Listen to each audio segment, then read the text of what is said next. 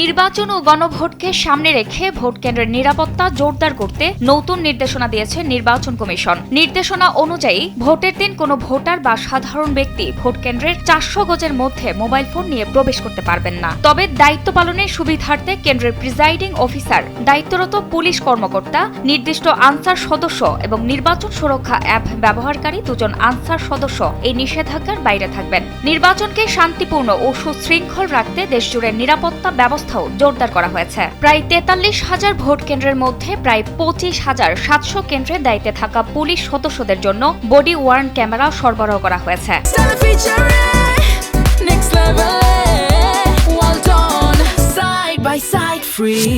পাশাপাশি নির্বাচন সুরক্ষা 2026 নামে একটি বিশেষ মোবাইল অ্যাপ চালু করা হচ্ছে, যা শুধু নির্বাচনের দায়িত্বে থাকা কর্মকর্তা ও আইন শৃঙ্খলা বাহিনী ব্যবহার করবেন। কোনো কেন্দ্রে সহিংসতা বা বিশৃঙ্খলার ঘটনা ঘটলে এই অ্যাপের মাধ্যমে দ্রুত সংশ্লিষ্ট কর্তৃপক্ষকে জানানো যাবে এবং তাৎক্ষণিক ব্যবস্থা নেওয়া সম্ভব হবে বলে জানিয়েছে নির্বাচন কমিশন।